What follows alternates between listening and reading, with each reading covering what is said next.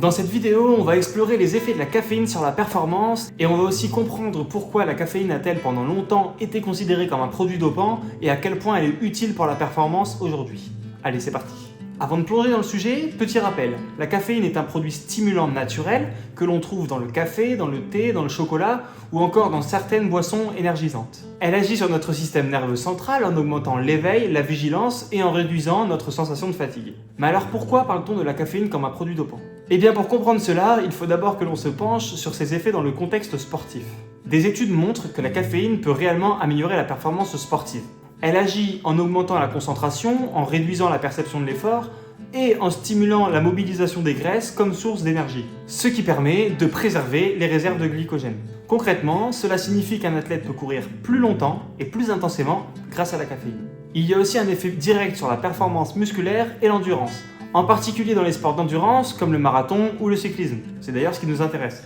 Les athlètes ont rapporté une amélioration considérable de leur performance lorsqu'ils consomment de la caféine avant la compétition. Ce n'est pas donc un mythe, la caféine a de réels effets mesurables sur le corps. La grande question maintenant, c'est savoir jusqu'où on peut aller. Alors techniquement non, la caféine n'est pas un produit dopant, mais cela ne veut pas dire que l'on peut en abuser sans risque. Plusieurs études montrent qu'au-delà de 400 mg de caféine par jour, soit l'équivalent de 4 à 5 cafés, les effets peuvent devenir contre-productifs. Nervosité, tremblements, problèmes de sommeil ou encore même troubles cardiaques. De plus, tout le monde réagit très différemment à la caféine. Donc un dosage trop élevé pourrait être risqué, même pour un athlète bien entraîné. Pour maximiser les effets de la caféine, il est conseillé de la consommer 30 à 60 minutes avant votre course. Cela permet à la caféine d'atteindre son pic dans le sang au moment où vous en avez le plus besoin. C'est pourquoi beaucoup d'athlètes consomment soit par des gels, soit par des boissons ou soit par des gélules de la caféine avant leur grosse course ou leur gros entraînement. Ok, maintenant que vous comprenez les effets de la caféine sur la performance, vous vous demandez peut-être pourquoi elle a été considérée comme un produit dopant. Dans les années 80 et 90, la caféine figurait dans la liste des substances interdites par l'AMA, l'Agence mondiale de l'antidopage. En effet, on a vu qu'elle pouvait améliorer significativement la performance d'un athlète dans certaines conditions. L'AMA considérait que la caféine à haute dose pouvait offrir un avantage injuste et majeur par rapport à ceux qui n'en consommaient pas. À cette époque, si vous disposez d'une certaine dose de caféine dans l'urine, vous risquiez d'être disqualifié. Cela a conduit à de nombreuses questions par rapport à ce que signifiait vraiment tricher avec la caféine. Mais aujourd'hui, la caféine ne fait plus partie de la liste des substances interdites par l'AMA. En 2004, elle a été retirée de cette liste. Alors pourquoi ? Principalement parce qu'elle est devenue si courante et accessible dans notre quotidien que l'interdire semblait trop restrictif. Pensez-y, presque tout le monde consomme de la caféine.